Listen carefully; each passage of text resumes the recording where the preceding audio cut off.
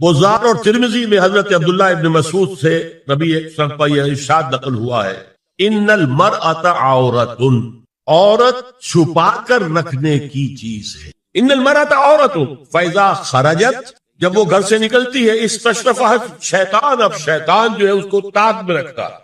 واقرب ما تکون بروحۃ ربها وهي في قعر بیتها، وہ اپنے رب کی رحمت سے قریب ترین ہوتی ہے جبکہ اپنے گھر کے بھی کسی اندرونی حصے۔ اسی لیے فرمایا مردوں کے لیے مسجد میں نماز افضل 28 گنا، اور عورت کے لیے گھر کی نماز مسجد سے افضل، گھر کے صحن کی مسجد سے افضل، دالان کی صحن سے افضل، کمرے میں اس سے افضل، اور کمرے کی کوئی بغلی کوٹھڑی ہے تو اس میں سب سے افضل۔ یہ احادیث نبی عبداللہ ابن احمد ابن حنبل نے زوائد الزہد میں اور ابن ابی شیبہ نے، ابن سعد نے اپنی کتابوں میں مسروق کی روایت نقل کی ہے کہ حضرت عائشہ جب تلاوت قرآن کرتے ہوئے اس آیت پر پہنچتی تھی وَقَرْنَ فِي بُيُوتِكُنَّ، تو بے اختیار رو پڑتی، قرآن کہتے ہیں اپنے گھروں میں رہو۔ حضرت عائشہ نے شہادت عثمان کے بعد باہر نکل کر لشکر کی تیاری، پھر ساری عمر افسوس تھا کہ میں نے غلط۔ حافظ ابو بکر بزار حضرت انس سے روایت کرتے ہیں کہ عورتوں نے حضور سے عرض کیا کہ ساری فضیلت تو مرد لوٹ کے لے گئے، وہ جہاد کرتے ہیں، خدا کی راہ میں بڑے بڑے کام کرتے ہیں، ہم کیا عمل کریں کہ ہمیں بھی مجاہدین کے برابر اجر مل سکے؟ جواب میں آپ نے فرمایا من قاتت منکن فی بیتہا فإنها تدرک عمل المجاہدین، تم میں سے جو شخص اپنے گھر میں بیٹھی رہے گی وہ مجاہدین کا اجر حاصل کر۔ یہ ایک ہوا کا رخ ہے، بتایا جا رہا ہے، یہ نظام ہے جس کو اس شکل میں دیا جا رہا ہے۔ اب آئیے سورہ نور کی طرف۔ یا ایھا الذین آمنوا لا تدخلوا بیوتا غیر بیوتکم حتی تستأنسوا وتسلموا علی اہلہا ذالکم خیر لکم لعلکم تذکرون۔ اہل ایمان مت ہرگز مت داخل ہو اپنے گھروں کے علاوہ کسی اور گھر میں جب تک کہ تم ان کے ساتھ مانوس نہ ہو جاؤ، اذن نہ لے لو، ان پر سلام نہ کرو، یہی تمہارے لیے خیر ہے۔ اس کے بعد تفصیل آئی ہے، اس میں میں اس وقت نہیں جا رہا۔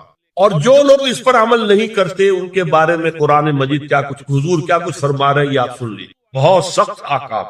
عن ابی ہریرہ رضی اللہ عنہ ان رسول اللہ صلی اللہ علیہ وسلم قال لو ان امرا اطلع عليك بغیر اذن فخذفته بحشاة ففقعت عینه ما كان عليك من جناح، متفق علیہ، بخاری اور مسلم دونوں کی۔ اگر کوئی شخص تمہارے گھر میں بغیر اجازت کے داخل ہو جائے اور تم اس کی سزا کے طور پر اس پر کنکریاں پھینکو اور اس کی آنکھ پھوٹ جائے کنکری سے تو تم پر کوئی گناہ نہیں۔ بغیر اجازت کے گھر میں آ گیا ہے، بغیر اذن کے، بغیر استئذان کے کنکریاں مارو اور کنکری سے آنکھ پھوٹ جائے، فما كان عليك من جناح، کوئی حرج نہیں۔ اب آ رہی ہے اصل آیت، قل للمؤمنین یغضوا من ابصارهم ويحفظوا فروجهم ذلك ازكى لهم ان الله خبير ما يصنعون وَقُلْ لِلْمُؤْمِنَاتِ يَغْضُضْنَ مِنْ أَبْصَارِهِنَّ وَيَحْفَظْنَ فُرُوجَهُنَّ وَلَا يُبْدِينَ زِينَتَهُنَّ إِلَّا مَا ظَهَرَ مِنْهَا وَلْيَضْرِبْنَ بِخُمُرِهِنَّ عَلَى جُيُوبِهِنَّ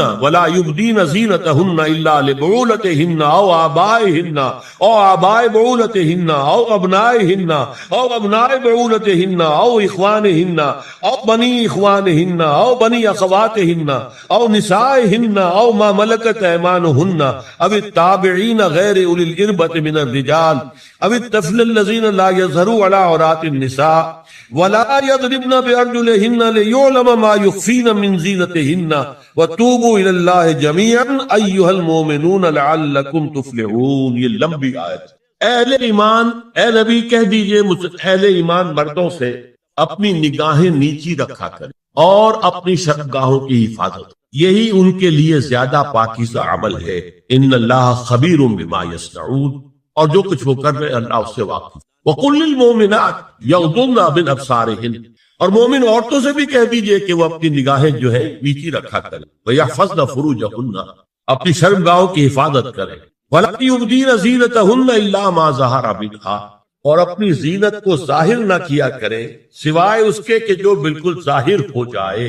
قُلْ لِلْمُؤْمِنِينَ يَغُضُّوا مِنْ أَبْصَارِهِمْ وَيَحْفَظُوا فُرُوجَهُمْ ذَلِكَ أَزْكَىٰ لَهُمْ ان اللہ خبیر بما یصنعون۔ نوٹ کر لیجئے کہ یہ کہاں ہو رہا ہے؟ گھر میں داخلے کے بعد، گھر میں داخلہ اجازت سے، اور داخلہ ہوگا صرف محرموں کا، گھر کے اندر جو ہے وہ نامحرم تو نہیں آئے گا۔ یہ میں آگے بیان کر رہا ہوں۔ وَقُلْ لِلْمُؤْمِنَاتِ يَغْضُضْنَ مِنْ أَبْصَارِهِنَّ وَيَحْفَظْنَ مِنْ فُرُوجِهِنَّ، اور کہہ دیجئے مومن عورتوں سے بھی کہ وہ بھی اپنی نگاہیں جھکا کر رکھیں اور اپنی شرمگاہوں کی حفاظت کریں. وَلَا يُبْدِينَ زِينَتَهُنَّ إِلَّا مَا ظَهَرَ مِنْهَا. محرموں سے پردہ کیا ہے؟ محرموں سے، اس کا نام ستر ہے. عورت کا پورا جسم ستر ہے سوائے چہرے کی ٹکیا اور یہ ہاتھ اور یہ پاؤں. بس کیا مطلب ہے؟ بھائی بھی نہیں دیکھ سکتا بہن کے جسم کا کوئی اور حصہ، باپ بھی نہیں دیکھ سکتا بیٹی کے جسم کا کوئی حصہ. یہ ستر ہے، ستر محرموں سے پردہ ہے. وَلْيَضْرِبْنَ بِخُمُرِهِنَّ عَلَى جُيُوبِهِنَّ. یہ بھی گھر کے اندر کی بات ہو رہی ہے، کیونکہ میں پہلے بتا چکا ہوں جلباب ہوتا تھا جب گھر سے باہر نکلتی تھی عورت تو وہ اپنی چادر لپیٹتی تھی، اپنے چہرہ نہیں ڈھانپتی تھی. صرف چہرے کا حکم دیا گیا اس کے ضمن میں، وہ سورہ احزاب کی آیت ہے، وہ رہ گئی تو میں بیان کروں. اور خمار اوڑھنی ہوتی تھی جو گھر میں اوڑھتی تھی. گھر میں ظاہر بات ہے کہ جلباب تو نہیں لیا جا سکتا، آخر گھر کا کام کاج کرنا ہے، ہلکی سی اوڑھنی وہ گھر میں. لیکن فرمایا وَلْيَضْرِبْنَ بِخُمُرِهِنَّ عَلَى جُيُوبِهِنَّ، اور انہیں چاہیے کہ اپنی اوڑھیوں کے، بکل اوڑھنیوں کے اپنے سینوں کے اوپر، گریبانوں کے اوپر بھی مار لیا کریں. اب اس کے بعد فرمایا وَلَا يُبْدِينَ زِينَتَهُنَّ إِلَّا لِبُعُولَتِهِنَّ. اب یہاں یہ زینت کا لفظ آ رہا ہے چہرے کے، اور چہرے ہی میں کچھ سنگھار بھی ہوتا ہے. اب ان کے لیے کہا گیا کہ چہرے کی زینت اور چہرے کے اوپر اگر کوئی بناؤ سنگھار ہے، زیور ہے، اس کی زینت نہ ظاہر کریں. مگر اب یہ یہاں تفصیلی آئی ہے، جو محرم ہے ان کی تفصیل. تو فرمایا کن کے سامنے ظاہر کر سکتی ہے؟ الا لبعولتہن، سب سے بڑھ کر تو شوہر، اور آبائہن، اور یہ آپ نے باپ. اچھا، باپوں میں نوٹ کی دی، باپ حقیقی ہو، اخیافی ہو، اللاتی ہو یا رضاعی ہو، یہ چاروں قسم کے باپ اس میں شامل. جس عورت نے دودھ پلایا تھا اس کا شوہر بھی باپ بنے. اور آبائے بعولتہن، اپنے شوہروں کے باپ، یا ابنائہن، ان کے اپنے بیٹے. بیٹوں میں بھی آئیں گے چاروں، اللاتی، اخیافی، عینی اور رضاعی. او ابنائے بعولتہن، اور اپنے شوہروں کے بیٹے، ہو سکتا ہے شوہروں کی اور بیویاں بھی ہو تو ان کے بیٹے بھی، جو ستیلے بیٹے ہیں وہ بھی محرم، ان سے کسی شکل میں کبھی شادی نہیں ہو سکتی. او اخوانہن، یا ان کے بھائی. او ابنائہن، یا اپنے بیٹے. او ابنائے بعولتہن، یا اپنے شوہروں کے بیٹے. او اخوانہن، یا اپنے بھائی. او بنی اخوانہن، یا اپنے بھائیوں کے بیٹے. او بنی اخواتہن، اپنا بھتیجا. اپنا بھتیجا، شوہر کا بھتیجا نہیں، اپنا بھتیجا محرم ہے. اپنا بھانجا محرم ہے، شوہر کا بھانجا محرم نہیں. او نسائہن، یا ان کی عورتیں، اپنی عورتیں، جان پہچان کی عورت. او ما ملکت ایمانہن، یا جو ان کے داہنے ہاتھوں کی ملکیت، باندیاں، غلام. اس میں عرض کر چکا ہوں کہ اس میں کافی اختلافات ہیں. یہ بھی ہے کہ اس سے مراد صرف باندیاں ہیں، غلام مرد ہے. یہ بھی ہے کہ مرد بھی ہے، اور یہ بھی ہے کہ مرد جب تک کہ وہ بالغ.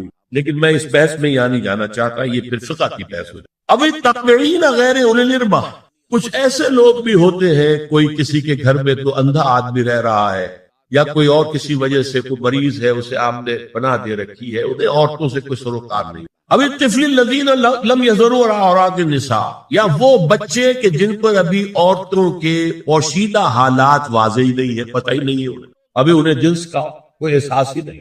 یہ ہے فہرست کے جو دی گئی ہے کہ جن کے سامنے عورت کھلے چہرے کے ساتھ اور اپنی جو اضافی زینت بھی ہو، کوئی زیور وغیرہ یا کوئی بھی سرما وغیرہ ڈالا ہوا ہے یا کوئی سرخی کو لگائی ہے باپ، اس کے ساتھ آ سکتی ہے.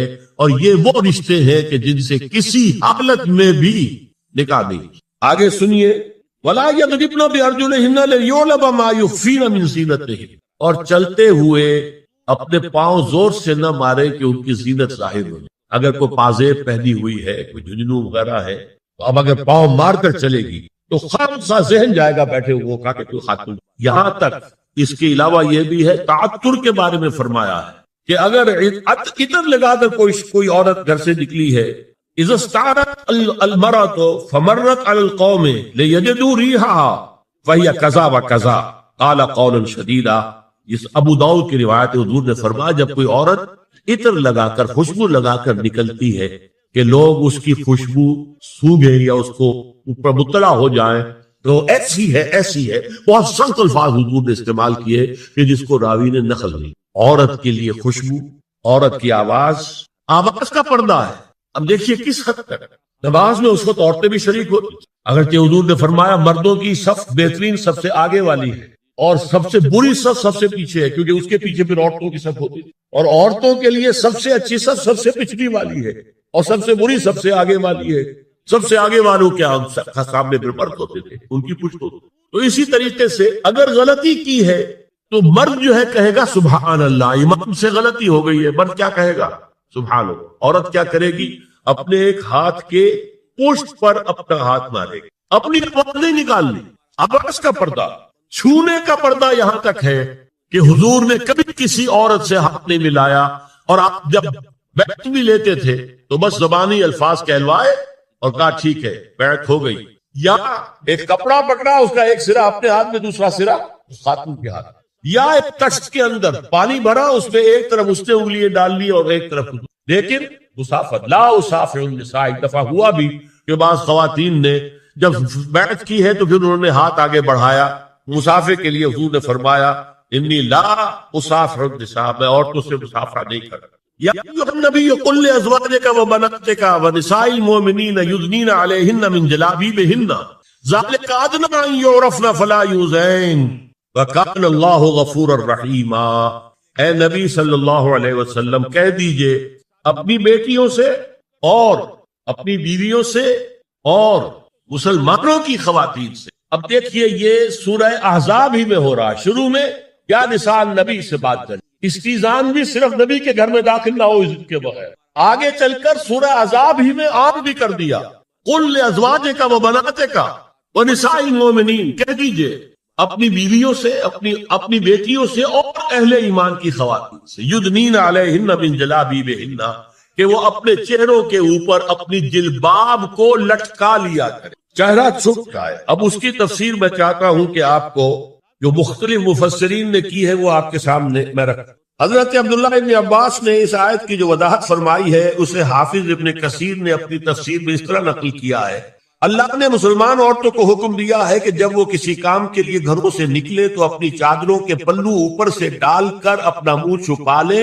اور صرف ایک آنکھ کھولی رکھے، دونوں آنکھیں بھی غلط، اور سن لیجیے ابن جریر اور ابن منذر کی روایت ہے کہ محمد بن سیرین یہ تابعی ہیں نے حضرت عبیدہ السلمانی یہ صحابی ہیں سے اس آیت کا مطلب پوچھا، انہوں نے جواب میں کچھ کہنے کی بجائے اپنی چادر کو اس طرح اوڑھا کہ پورا سر اور پیشانی اور پورا منہ ڈھانک کر صرف ایک آنکھ کھولی رکھی۔